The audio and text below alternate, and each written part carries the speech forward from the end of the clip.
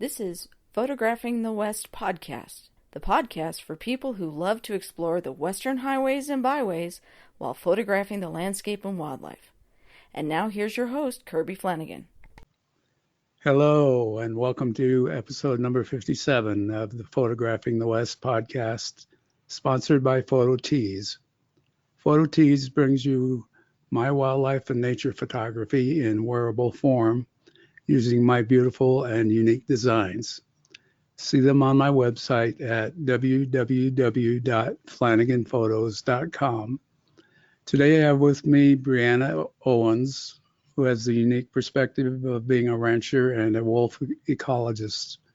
We're going to talk about wolves in general, particularly in Oregon and California, how they arrived and what impact they've had on ranchers, and how our programs at Point Blue have helped to mitigate the impact.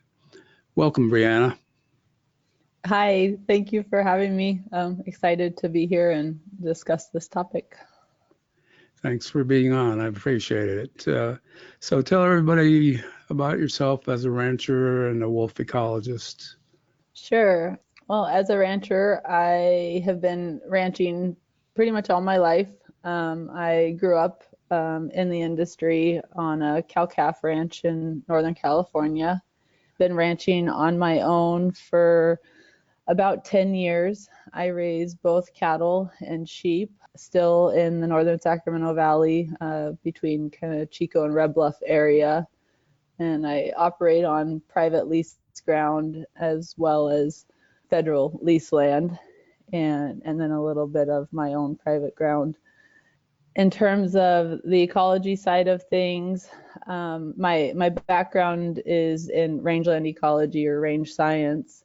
That's what my degree is in, and really in the context of livestock grazing and range ecology. But within that, I've done lots of work around habitat for different critters and plants, ranging from vernal pool ecology to avian ecology, and all sorts of other wildlife. Given that, livestock and wildlife and plants and kind of the whole system is working together, part of why I graze livestock is for the benefit of the landscape as a habitat management tool. One of the properties that I graze, that it's specifically managed for wildlife habitat, and the only reason we have the livestock out there is to maintain and enhance that habitat for wildlife. So I look at this all as a system, from the ranching side of things to the ecology side of things. It's all connected, and making the linkages between conservation and working lands, I think, is a really critical aspect of just sustaining our planet and making it a healthy place for critters and people. That sounds like a lot of work. Talk about Point Blue, where you work, and its mission, and what services it provides, and how that works for the benefit of the land. Sure. So Point Blue Conservation Science, some people are probably more familiar with it as Point Reyes Bird Observatory, which was previously operated under that name. It's an organization that's been around for over 50 years. We currently have over 160 scientists and other staff, and working to develop nature-based solutions to climate change, habitat loss, and other environmental factors for the benefit of both wildlife and people. And the program that I am in at Point Blue specifically is called the Rangeland Watershed Initiative. And through that program, we have currently 14 partner biologists, and they're identified as partner biologists because the program is a partnership with the Natural Resources Conservation Service and farmers and ranchers and Point Blue. And those biologists sit in NRCS offices and working on conservation practices with private landowners, with a wildlife, within a wildlife context, but really for the overall health and productivity of the landscape. I'd say the work in relation to the wolf livestock conflict issues is also through a partnership. It's done under a program called Working Circle Proactive Stewardship. Through a partnership with Working Circle, I'm the program director for that entity, which is done through a partnership with California Wolf Center. And then through my position at Point Blue, I get to serve in that role. And again, it's very much a partnership effort, working with producers on the ground, other agency staff and conservation groups to make this all work. Yeah, one of the things I like about Point Blue is that, one, it's science-based, and two, it tries to come up with solutions as opposed to being against this, that, or the other thing. So I always admire conservation organizations that manage to do that. That's okay. I was just going to say, I'm glad that that's recognized, because that really is part of the mission, is to take science and the knowledge that's gained and to apply it out on the ground in very practical ways that result in an ecological benefit.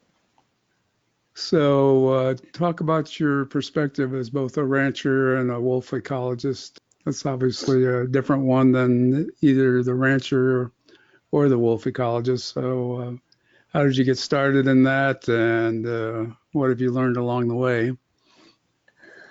I've learned a lot. Thankfully, there's a lot of people out there with a lot of good knowledge on the subject of both wolves and other large predators. And then, of course, folks that are ranching under a lot of different models and strategies.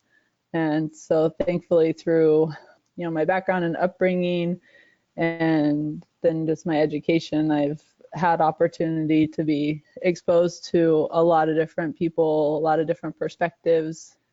And I think I've just always been interested in working in that middle space of bringing different perspectives together. Always been somebody who likes to connect the dots and find solutions. And one of the things that really resonates with me, there's a group in New Mexico that is called the Quivira Coalition, and they talk about working from the radical center, and I see a lot of benefit with that. And so that's kind of with bringing together wolf ecology and rancher knowledge, I see that as being the radical center, and I think that's where we're going to need to work from if we are going to find viable solutions that really do support people out on the landscape in a way that provides habitat for species and keeps lands in a productive state. Yeah, I think it might be considered kind of working a bit out on the fringe, but like I said, there's a lot of people that have been endeavoring to do this work before me. So I'm just kind of learning from them and picking up from them and trying to bring some potential solutions or things that we can try to Northern California and Southern Oregon. The reason I got involved with the work is I was summering my cattle. I winter my cattle down in Northern California, and at the time I was summering my cattle up in Southern Oregon, and that was at the time that OR7 kind of decided to make that area his home and found a female and established the rogue pack. I had a lot of questions at the time. We had cattle right on the ranch and on the ground where the pack had established, and the landscape that they were using. And so I had a lot of concerns about the livestock and what the risk was, how big of a risk was it, even at that time with just a very small pack size. And as that pack grew larger, was that risk going to increase? So yeah, I just had lots and lots of questions, and unfortunately at the time it was all very new to a lot of the agency folks in Southern Oregon, and I think they weren't at a point yet where they had a lot of solutions to offer or even many suggestions. And so really started looking to other places and reaching out to other people. And I was lucky enough to meet a woman, Karen Vardaman, who worked for California Wolf Center at the time. And she had attended a ranch conservation tour that Point Blue and the California Rangeland Conservation Coalition had sponsored and hosted together with a group of ranchers up in Northern California. And so I met Karen on that tour, got to spend about 3 days visiting with her, learning from her, and learning about efforts that she was working on that brought predator ecology together with rancher knowledge of their land and livestock. And that she saw also that working from that radical center was really the place that we needed to be. And that was how we were going to find some solutions to this conflict that, has been going on since wolves were first released in Yellowstone and in Idaho back in the mid-90s. And I appreciated that as I got to learn from Karen more and understand her perspective on this, what she communicated to me was that we really need to be looking at a different model of what success of wolf recovery means. And in the past, success has really been any species recovery effort. The success has been defined by the number of species or the acres of habitat that is available or recovered or enhanced. But the problem with that definition or that criteria is that it doesn't address the human aspect of it or the other wildlife that might be using those habitats or overlapping with that listed species. And so Karen introduced me to this, concept of a new definition of success that really incorporated thriving wildlife wolf populations along with ranching operations, livestock, and people. And that she had been introduced to some people and been working with some people that also recognized the possibilities of that back in Montana and Canada and in some other places. And since there's been a lot more people working on this and trying to find, solutions to this that really benefit all those aspects of use on the land. So there's groups like Western Landowners Alliance. There's several producers out there that are doing really great proactive strategies. There's the Tom Miner Basin Association, which runs a range rider program. So thankfully, again, with all these other entities, and again, with California Wolf Center and Point Blue's willingness to include me in this and let me work on it, we're bringing together all those examples and all that existing knowledge and trying to find some solutions here in California and Southern Oregon.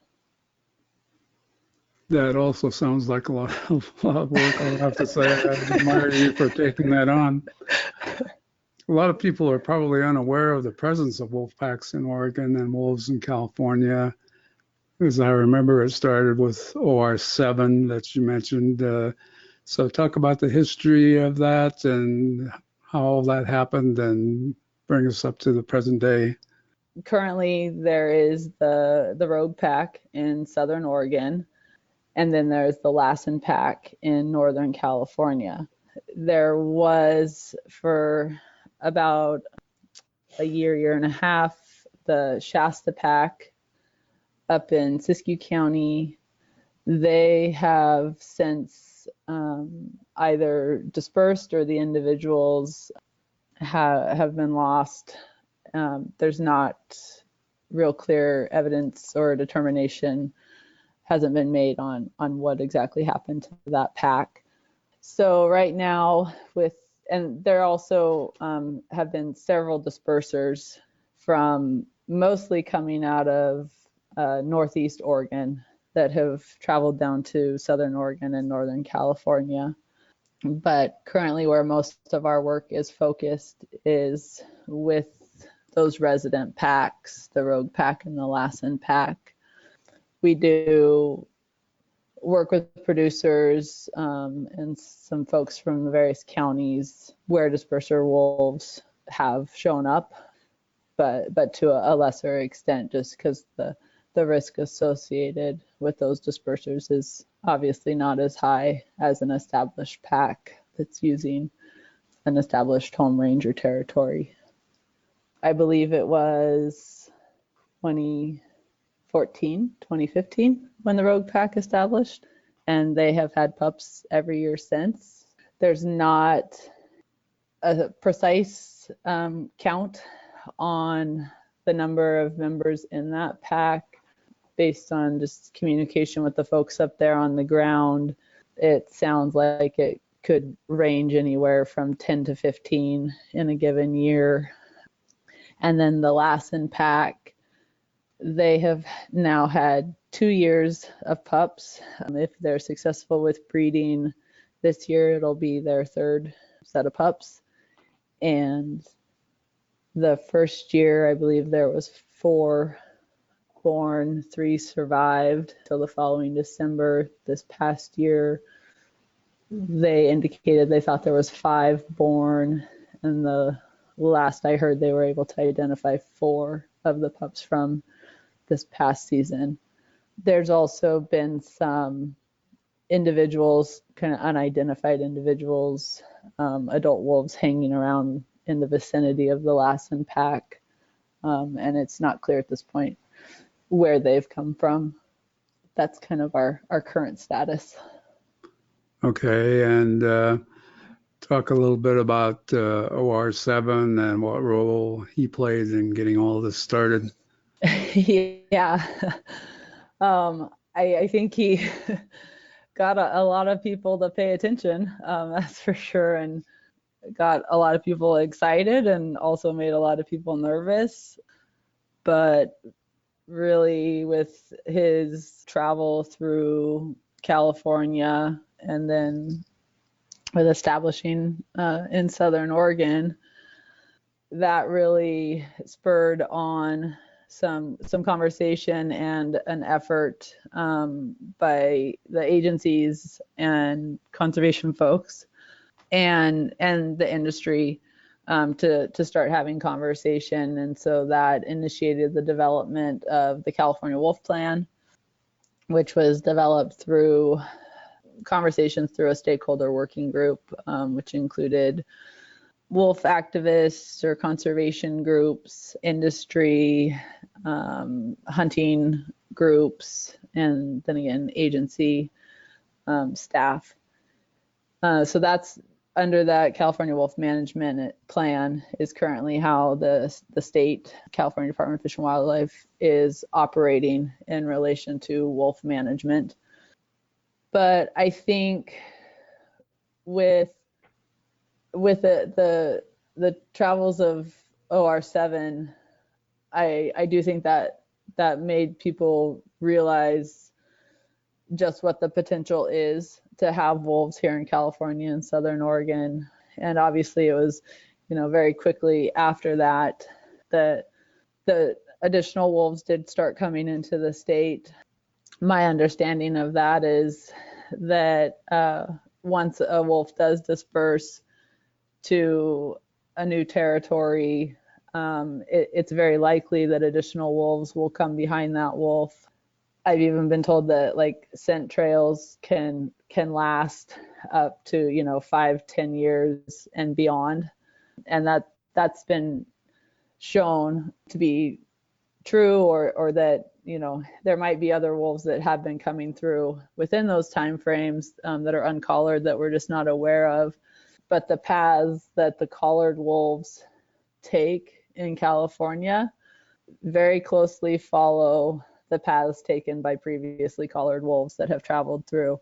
So I think that's very interesting, but also helpful in relation to that if we are trying to kind of determine what the wolf population is, that gives us a little bit of a place to look, knowing that that's the case. And although there's the current numbers that CDFW and ODFW have on their websites in terms of population sizes. I think there's a possibility that there's a greater number of wolves in the state, just given the number of uncollared wolves that are in Oregon and other locations in the West. I think it's likely that we have, a number of uncollared dispersers that are in the state that we're maybe just not aware of. And I know that people who are out on the landscape a lot, there's definitely reports of sightings kind of throughout Northern California. So if I remember right, OR 7 was a member of one of the Yellowstone packs, and then traveled cross country through Idaho and Oregon, and eventually down to the Oregon-California border. Is that the case? Well, no, he originated from the Imnaha pack, which is up in Northeast Oregon, and that pack was established by wolves that had come out of Idaho and possibly Yellowstone. I'm not sure. More likely Idaho, but he was born into that pack in Northeast Oregon. Yeah, and then did travel down through Oregon into Northern California, was here for, I believe, about a year and a half in California before traveling back up into Oregon and then finally settling up in the Prospect area of Oregon. Which is, what, Southwest Oregon, I guess? Yeah, it's a little out, kind of between Medford and Crater Lake. Okay. All right. As far as anybody knows, all of these wolves wandered from Yellowstone. I suppose they could have come down from Canada as well. Do we really know? Yes and no. We do have, there's genetics on a fair number of wolves in the West. So they have been able to determine that, yeah, a lot of the wolves in Oregon and Washington did come from the Yellowstone and Idaho packs. But there's, also some evidence that wolves may have come down from Canada, and it's a bit dependent on the databases of those genetics. And so my understanding is that there's two different databases, and so sometimes it isn't quite clear, depending on which database is being used or what the genetics are being compared to always tell where a wolf might have originated from. The Lassen female, it's actually, it's not known where the Lassen female originated from because her genetics don't match up to those in the database.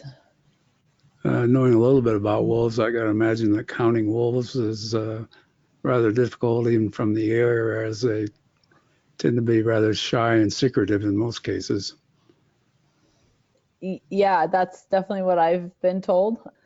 Again, I don't have a lot, I don't have experience with tracking wolves or monitoring them, but there's definitely people in the state and in other places that have a lot of experience with that. It's interesting with the Lassen pack, they do seem to behave a little differently than what I've heard from folks in other regions of the West and up in Canada, that those wolves are not as afraid, I guess, of human activity up where they are on that landscape that they use. There's a lot of activity going on, and they seem to have, become accustomed to it and just have adapted to it,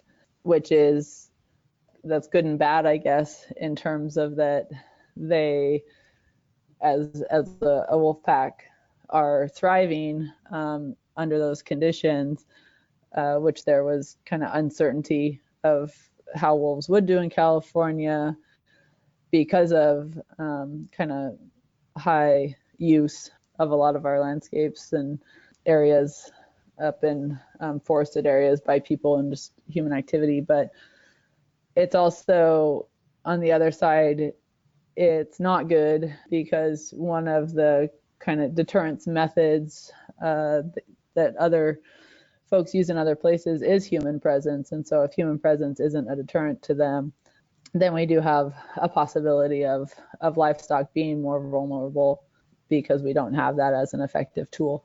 But thankfully, there's other components of management that we can try, and that people are trying here in Northern California and Southern Oregon through our programs. So what we support are range stewards, which are basically riders that are able to spend more time out with the cattle on the landscape. We actually have one range steward we support that doesn't do it horseback. He either walks or uses a mountain bike, which is pretty cool. Just to know that this work can get done in a variety of different manners. So the idea is that if we can have an eye on cattle more often, that we're gonna, if those cattle, or if there is a conflict, if wolves are harassing that herd, by having people out on the landscape more often, we're going to be aware of that. We're going to see a response in the cattle, and hopefully we'll see that response before there is a livestock loss, so we can intervene proactively before there's a loss rather than after the fact. But it takes a lot of diligence, a lot of time, and that's why we're working with producers and supporting this effort, because of the additional time and resources that it does take. So these range riders are, in a way, performing like traditional cowboys in the movies, and guarding the cattle and keeping an eye on them, I guess, huh? Yes, yeah, it really is going back to a lot of traditional methods. Livestock herding, whether it was cattle or sheep, was very much the traditional way of managing livestock out on open range country. And just due to the logistics of ranching operations these days, we have tended to move away from that intensive herding strategy. That's due to the economics of it, people being, having to put their time into other endeavors. Most ranching families, one or both of the members of the family work off ranch in outside jobs, so which obviously pulls human resources away from the ranching operation, and that really is in relation to just the economics of it. So we're hoping that through some demonstration sites and through opportunities, providing workshops and trainings, and bringing folks in from other places that have been dealing with wolf livestock conflict for far longer than we have, that we can provide some resources to support people in testing this and trying it and seeing if we can get back to, kind of blending some of that old traditional herding strategy and knowledge with some of our more current methods. And so that might be utilizing mineral or salt to move cattle around a landscape, using water sources to move cattle around a landscape.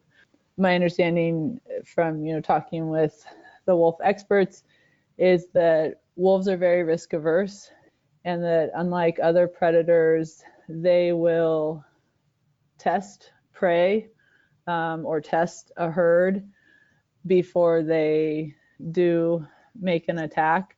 I think there's also opportunistic hunting that goes on, but if we can use that strategy that testing strategy, use that to our advantage in our management, then we might be able to, again, reduce the vulnerability of the livestock. And the way we might use that is by changing up the dynamics on the landscape. And so by moving cattle rather than some of our current methods of livestock grazing, which is based on some range science that dates back to the 1920s to even more current into the 80s and 90s, and ongoing research, is to spread cattle out on the landscape to disperse the impact of those cattle, of having those livestock out there.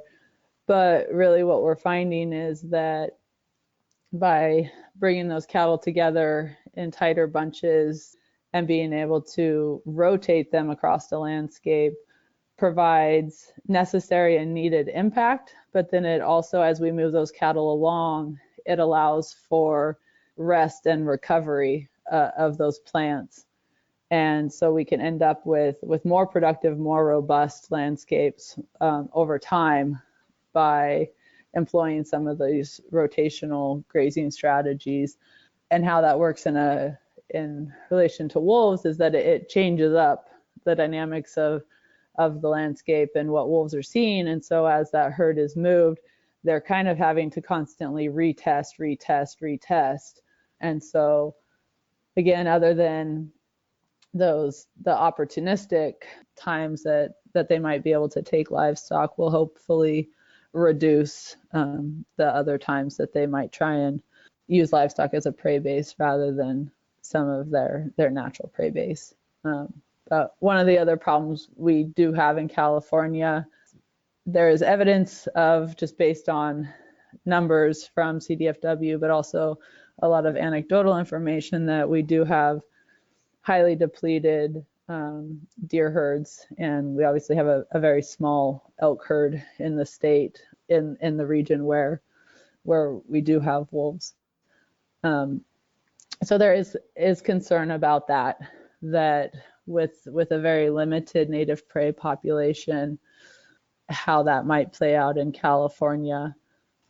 So there is an increased risk, I feel like, here in comparison to other states that do have substantial deer and elk populations. Also, going back to the wolf behavior, and that the last pack has been displaying some behavior of not being afraid of people.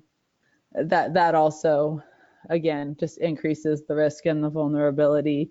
And that's in relation to the fact that, in other states, they do have the option of lethal control. They can more intently haze animals and shoot at animals. And we don't have that option here. And I'm not sure how that is all playing into the fact that those wolves are really don't seem to be fearful of human activity. So I think that's just something, again, that's unique to California, that we're just gonna have to find some other solutions to and be creative about. And hopefully through these conversations of bringing, people that really do understand wolf behavior together with the people who have been working in these landscapes and understand these landscapes of Northern California, that we can find some solutions to it.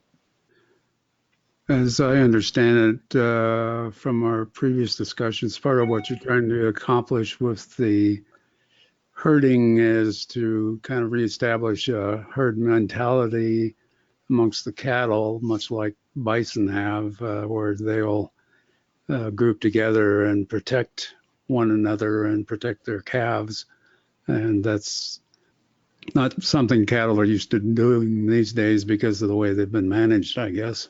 Yeah, because we have had that protocol of spreading cattle out across the landscape, and that's what ranchers are told to do by agency staff and by others. And that has been the mode of operation for many years.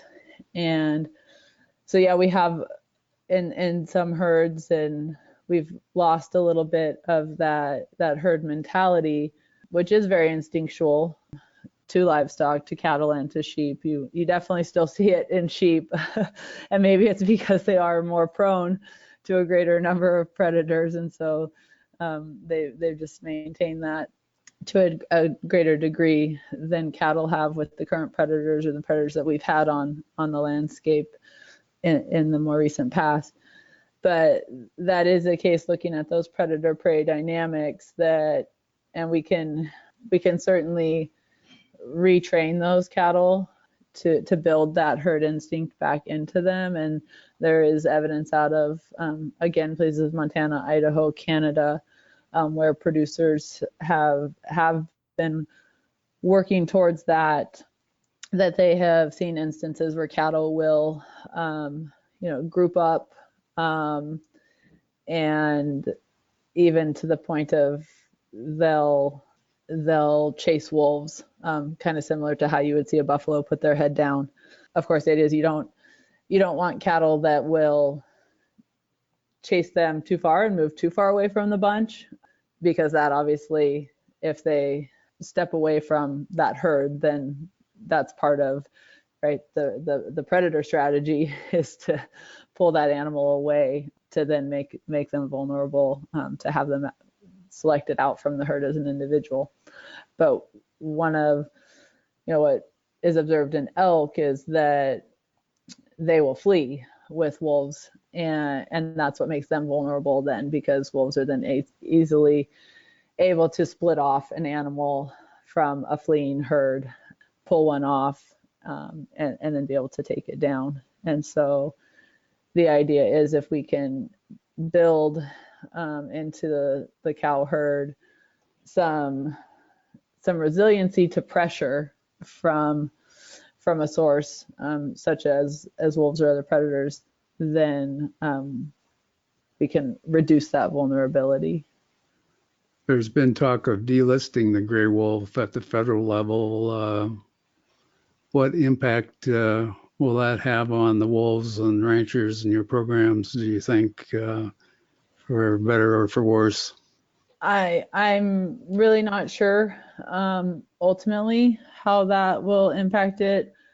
Of course, in California, we have both a state listing status and a federal listing status, and I don't see the state status being changed.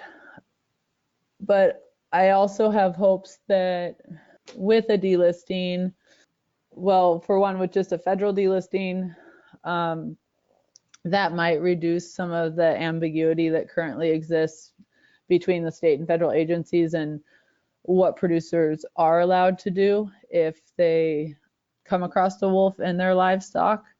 There's been some concern, because although the state has stated to ranchers that they are allowed to haze wolves out of livestock, or if there is an imminent risk, that same language hasn't been provided on the federal level, and so there's some concern about discrepancy.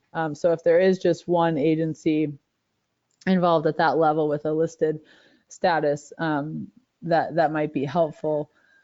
I also see potential in that a delisting actually might result in more people coming to the table to engage in the conversation. I think that when a species such as like the wolf is listed, it takes a lot of options off the table immediately in terms of management, and strategies to find proactive solutions. And so I think if we can open up and expand that toolbox of options, that just automatically creates an invitation for people to join the conversation, because they don't feel backed into a corner. They don't feel like they are limited in what they can do to proactively manage their livestock and their lands.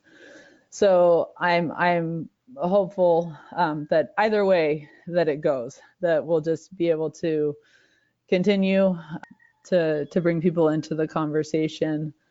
But yeah, it would be great if I had a kind of I guess a crystal ball and could look more clearly into the future on how that'll impact it. But I'm hopeful that either way we'll continue with the work. So how can people find out more about you and the work you do and the work you do with wolves in particular? Well, emailing me directly is the best way, and my email is Breanna, Breanna, at workingcircle.org. And other than that, you can check out Point Blue's website for the larger breadth of the work that we do at Point Blue, and that's just www.pointblue.org. We currently don't have a website for Working Circle, but we should have one up soon. So as soon as we get that up, then people will be able to learn more information that way. But if folks are looking specifically for more information on the wolf livestock work, I think emailing me would be the best option. Okay, great. Well, thanks for an interesting discussion. It's been a pleasure having you here. And thanks to our audience for listening once again. Check out the show notes at www.flanaganphotos, spelled again FLANAGANPHOTOS.com. Do me a favor and leave me a review on iTunes or your favorite RSS feed. Bye for now, and we'll talk soon. Thanks for listening to Photographing the West podcast. Please subscribe to the podcast in iTunes and leave us a review. Till next time, here's wishing you safe travels and good light.